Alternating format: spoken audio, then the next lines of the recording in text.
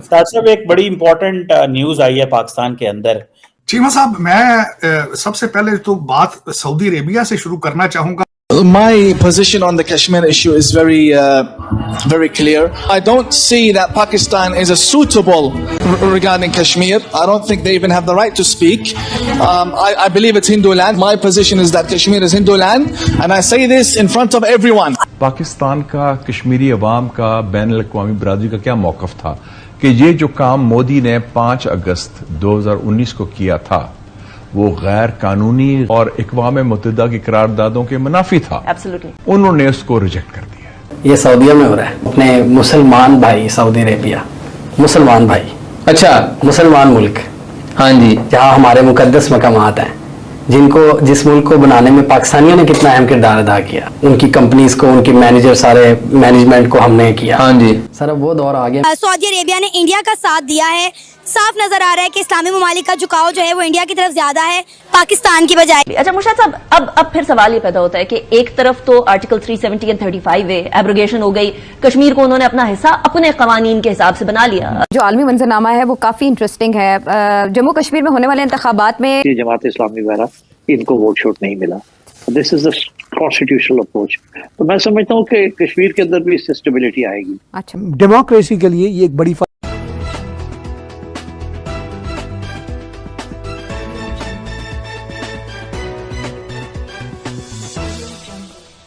क्यों करके ये सऊदी अरब ने महसूस किया कि नहीं, अब हमें कश्मीर के ऊपर उतना वोकली नहीं रहना और इवन के इंडिविजुअली तो नहीं रहना, ओआईसी को भी इस्तेमाल नहीं करने देना। भारत का अगर मैं सिर्फ असलो सुख आपको बयान कर दूं या भारत की जो बायलैटरल अंडरस्टैंडिंग है बयान कर दूं जीसीसी और सऊदी अरब के साथ, तकरीबन 8.5 मिलियन जो भारतीय हैं, लोग हैं, वो जीसीसी गल्फ कोऑपरेशन काउंसिल जिसमें 6 मुल्क हैं उनके अंदर हैं।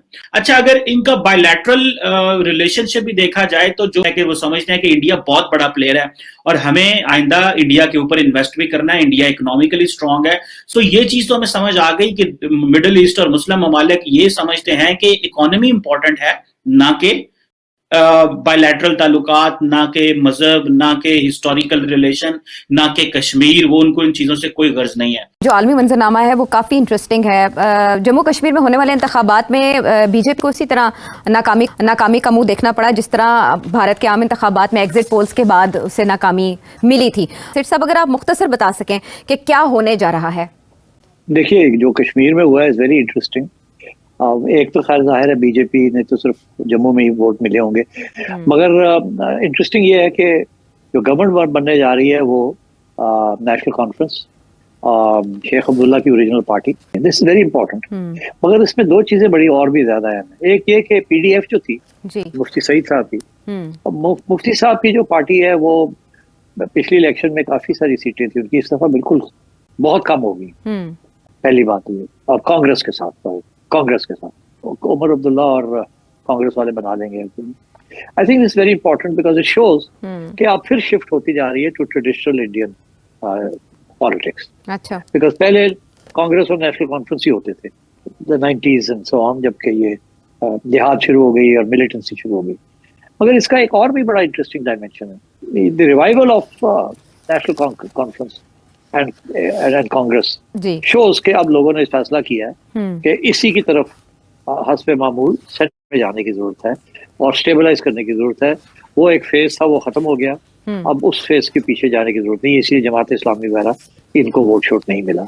This is the constitutional approach. तो मैं समझता हूँ कि कश्मीर के अंदर भी इससे स्टेबिलिटी आएगी। अच्छा, अब इन इलेक्शन के रिजल्ट्स ने बता दिया कि चाहे इंजीनियर रशीद हो, चाहे दूसरे इस्लामिस्ट लीडर हो, उन सब के गुब्बारों से हवा निकल गई है।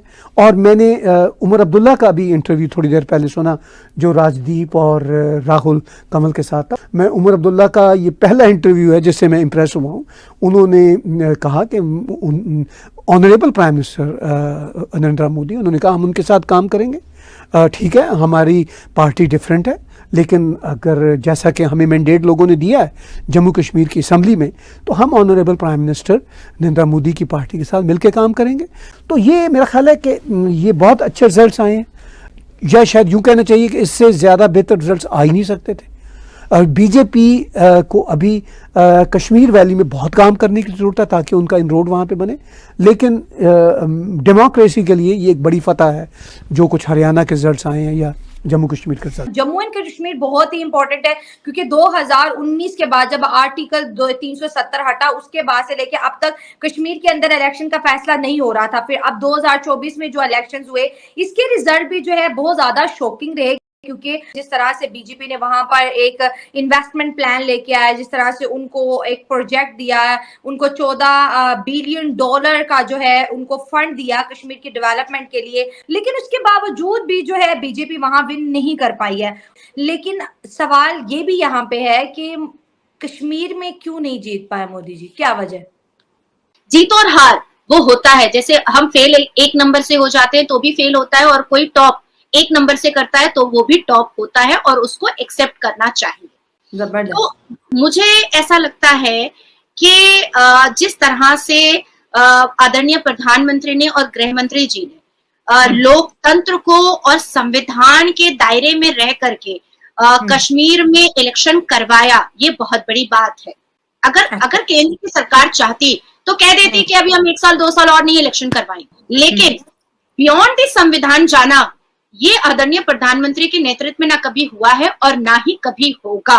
370 हटाया गया था जिसका फायदा कश्मीर के लोगों को हुआ, और वो हमने ड्यूरिंग इलेक्शन कैंपेनिंग के वक्त में वो हमें दिखा भी कि कभी 9% भी वोटिंग नहीं होती थी, पर इस बार हैट्रिक हुआ है कि जो के वोट पड़ा, जम के वोटिंग हुई है, पर इस बार जितने सुकून से वोट। दोस्तों, आज की एक और नई वीडियो में आपका स्वागत है। और जिस तरह से पाकिस्तान हमेशा कश्मीर को लेकर के दुनिया भर में ज़्यादा रहता है और रोता रहता है कि कश्मीर मुसलमानों का है और वहाँ पे इंडिया बड़ा जुल्म कर रहा है, लेकिन इस बार यूएई के ही एक मौलाना ने भरे मीडिया के सामने उसने कहा कि जो कश्मीर की ज़मीन है वो हिंदुओं की है और वो हिंदू लैंड है, उस पर हिंदुस्तान का ही पूरी तरीके से अधिकार है। पाकिस्तान जो है वो नाजायज़ उसमें उंगली करता है, पाकिस्तान को बोलने का उसमें कोई हक नहीं है। और ये देख करके पाकिस्तान को काफ़ी ज़्यादा मिर्ची लगी है। पाकिस्तान का मीडिया और पाकिस्तान के लोग यही कोशिश करते हैं कि जितने भी मुस्लिम कंट्री हैं वो सारे के सारे कश्मीर के मामले में उसका सपोर्ट करें, लेकिन धीरे धीरे करके अब जो मुस्लिम कंट्रीज़ हैं उनको भी रियलिटी का पता चल गया और अब वो एक एक करके पाकिस्तान का साथ छोड़ते जा रहे हैं और भारत के साथ अपने जो रिश्ते हैं उनको मजबूत करते